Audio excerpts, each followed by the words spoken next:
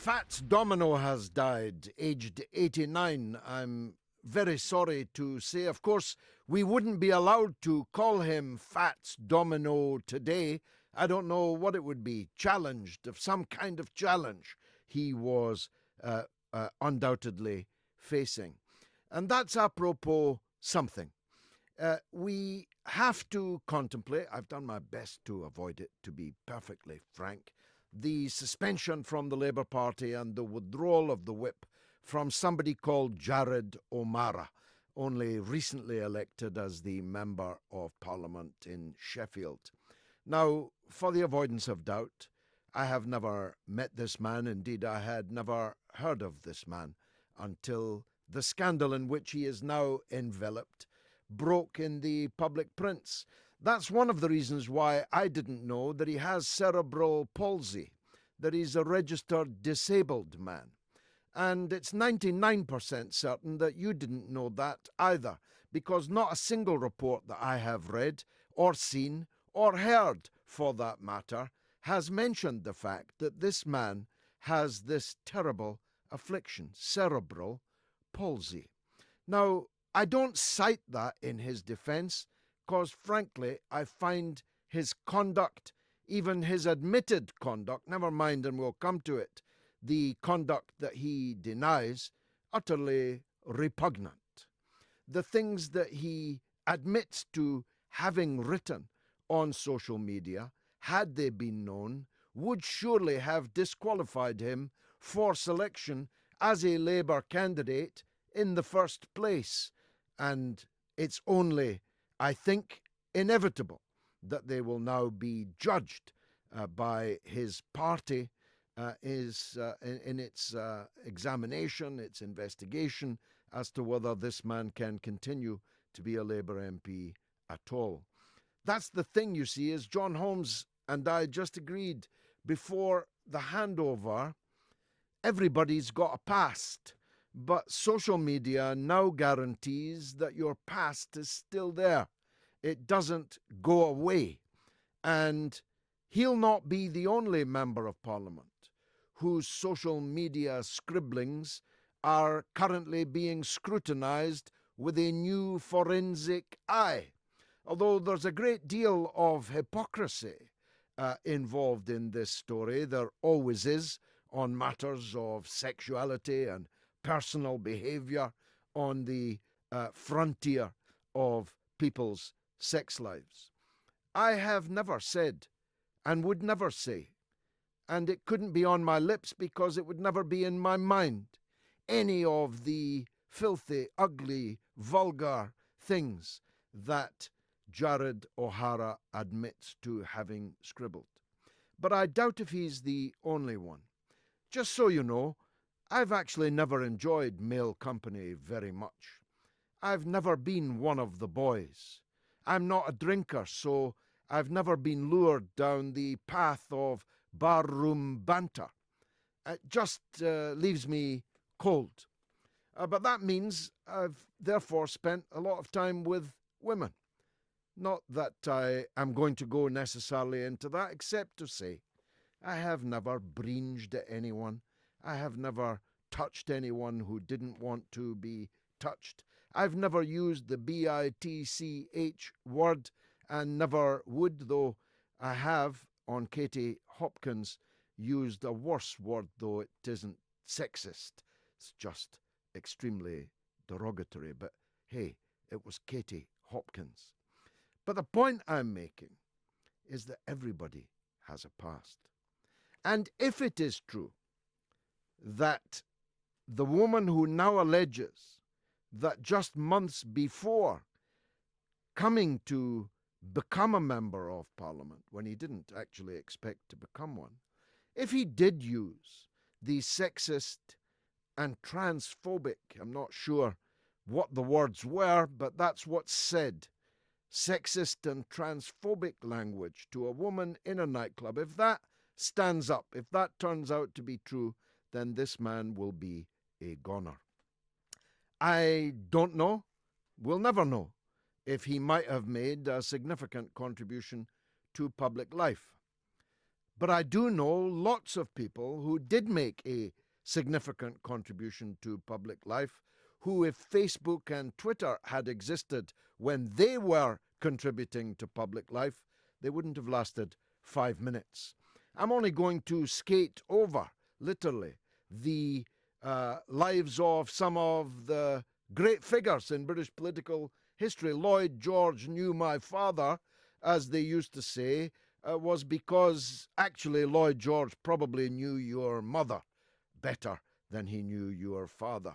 Roy Jenkins, whom I defeated in the general election in 1987 and put out of Parliament and into the House of Lords, about which too more later, had an exceedingly colourful private life, and one which one would never have suspected from looking at him or listening to him. He had a spectacular affair with a very, very important and senior Hollywood actress. He was bisexual and slept with men and their wives. He was a very colourful character. If any whiff of that had ever been found on social media, he would have been out long before he held just about every great office of state. People on the right, people on the left. The late Alan Clark, God rest his soul, was a good friend of mine, a conservative grandee, lived in Saltwood Castle, told us in his own diaries about the colourfulness of his own private life. Tom Dryburgh, whom I tangentially knew, was a rapacious homosexual who was frequently arrested, rarely charged for offences against public morals. So there are serious questions that emerge from someone's case who seems deeply unserious.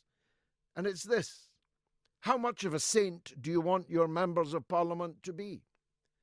Do you want your members of Parliament to spend all their time in the library, or, as in this fellow's case, occasionally visit a nightclub, his cerebral palsy notwithstanding? Do you want someone who's asexual, like Ted Heath purported or was purported to be? Or do you want someone who's flesh and blood, who has relations, which necessarily are messy, as all human relations in the end are? Because I tell you what, if you want a parliament of Ted Heaths, you better be careful what you wish for. Just saying. Now, when I read this morning that the 93-year-old former American president, George Bush Sr., patted an actress on the bottom whilst he posed for a picture with her in his wheelchair, with his wife standing beside him, just this year, I wondered, how far is this all going to go? How serious was the actress when she said she's not been able to get over it? If she is serious, then I'm very sorry, as he said he is, that she suffered that. Touching someone against their will, bringing at somebody, lunging at someone, patting someone against their will, without their permission, is actually sexual assault. And it turns out now that yet another American president, one of a long, long line in recent times, maybe in historical times too, are guilty of this. And what does that tell us? It tells us that there's a problem with men. There's a problem particularly with powerful men who imagine that they have some entitlement to invade other people's personal space, to try and use their strength, force, to force themselves on women. For me, this is kind of inexplicable, because I can't imagine what the pleasure in that would be, how one would feel about oneself afterwards if one had.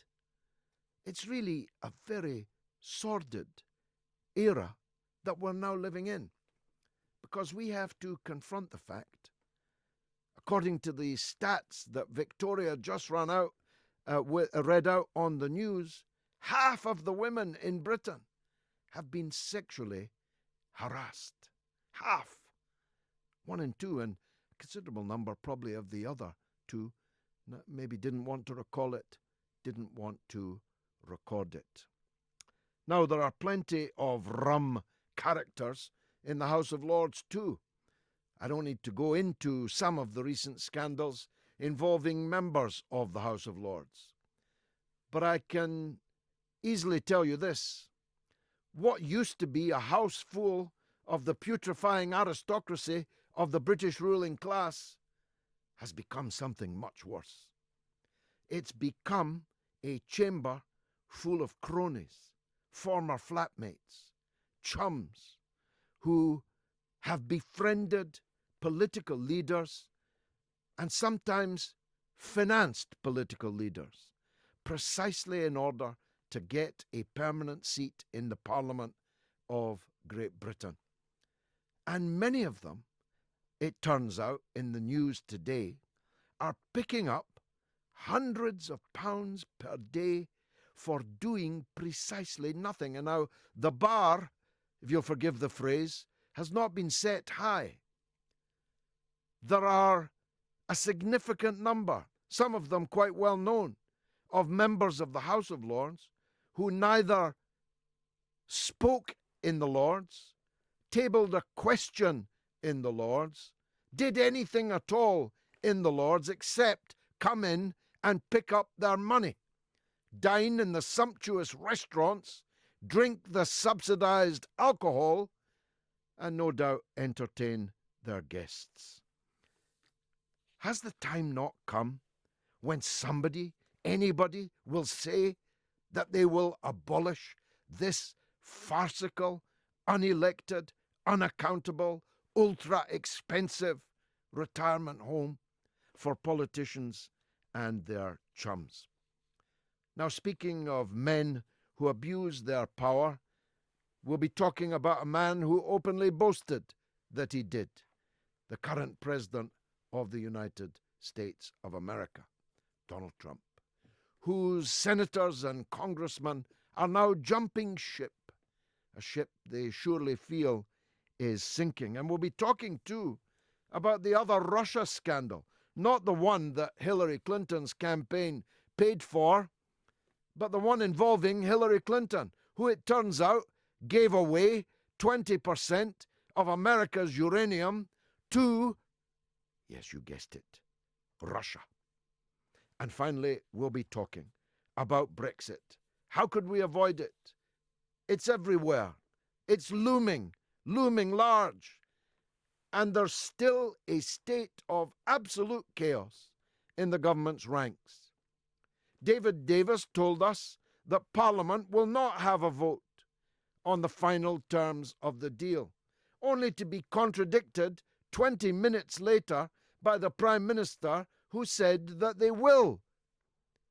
Now, I don't know if they got their lines crossed. It seems unlikely to me on a matter of such importance that the Brexit Secretary doesn't know what the government's actual line is on a matter of such monumental importance.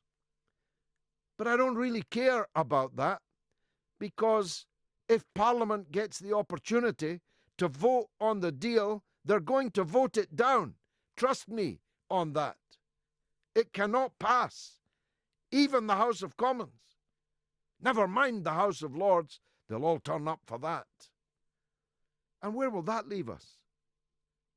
It will leave us, theoretically, as having rejected the deal. But then the pressure for another referendum, yet another never-endum, will become ineluctable.